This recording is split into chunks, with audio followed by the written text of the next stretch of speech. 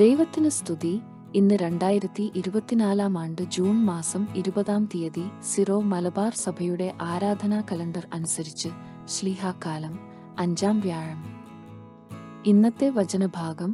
1-ാം വായന വിശുദ്ധ പൗലോസ് ശ്ലീഹ കോറിന്തോസുകാർക്ക് എഴുതിയ 2-ാം ലേഖനം, അധ്യായം 10, വാക്യങ്ങൾ 1 മുതൽ 6 വരെ. പൗലോസിന്റെ ധീരമായ ന്യായവാദം. അടുത്തായിരിക്കുമ്പോൾ വിനീതനും അകന്നിരിക്കുമ്പോൾ തന്റെടിയുമെന്ന് നിങ്ങൾ കരുതുന്ന പൗലോസായ ഞാൻ ക്രിസ്തുവിന്റെ സൗമ്യതയുടെയും ശാന്തതയുടെയും പേരിൽ നിങ്ങളോട് അഭ്യർത്ഥിക്കുന്നു.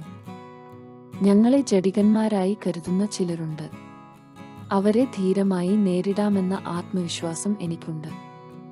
എന്നാൽ നിങ്ങളുടെ അടുത്തു വരുമ്പോൾ എന്റെ ധൈര്യം പ്രകടിപ്പിക്കാൻ ഇടവരുത്തരുതേ എന്ന് അഭ്യർത്ഥിക്കുന്നു.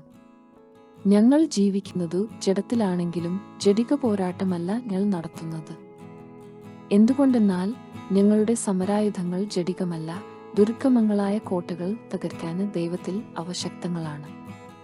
ദൈവത്തെപ്പറ്റിയുള്ള അറിവിനെതിരായ വാദമുഖങ്ങളെയും ഔദ്ധത്യപൂർണമായ എല്ലാ പ്രതിബന്ധങ്ങളെയും ഞങ്ങൾ തകർക്കുകയും ക്രിസ്തുവിനെ അനുകരിക്കേണ്ടതിന് എല്ലാ ചിന്താഗതികളെയും കീഴ്പ്പെടുത്തുകയും ചെയ്യുന്നു. നിങ്ങൾ പൂർണ്ണമായി അനുസരിക്കുന്നവരായതിനുശേഷം അനുസരിക്കാത്തവരെ ശിക്ഷിക്കാൻ ഞങ്ങൾ സന്നദ്ധരായിരിക്കുകയാണ്.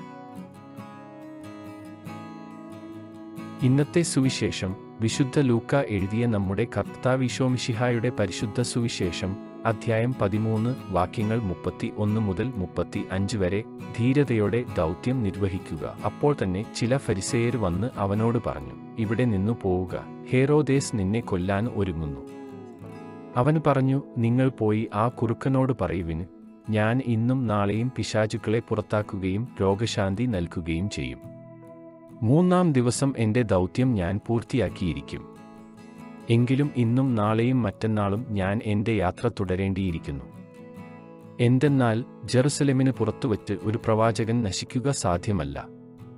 ജെറുസലേം, ജെറുസലേം, പ്രവാചകന്മാരെ കൊല്ലുകയും നിന്റെ അടുത്തേക്ക് അയക്കപ്പെടുന്നവരെ കല്ലെറിയുകയും ചെയ്യുന്നവളെ, പിടക്കോഴി കുഞ്ഞുങ്ങളെ ചിറകിൻ കീഴ് ചേർത്തു നിർത്തുന്നതുപോലെ നിന്റെ സന്താനങ്ങളെ ഒന്നിച്ചു ചേർക്കുന്നതിന് ഞാൻ എത്രയോ പ്രാവശ്യം ആഗ്രഹിച്ചു.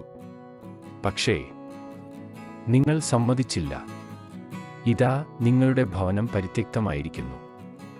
ഞാൻ നിങ്ങളോട് പറയുന്നു, കർത്താവിന്റെ നാമത്തിൽ വരുന്നവൻ അനുഗ്രഹീതൻ എന്നു നിങ്ങൾ പറയുന്നതുവരെ നിങ്ങൾ എന്നെ കാണുകയില്ല. ദൈവവചനമാണ് നമ്മൾ ശ്രവിച്ചത്. നമ്മുടെ കർത്താവായ മിശിഹായ്ക്ക് സ്തുതി.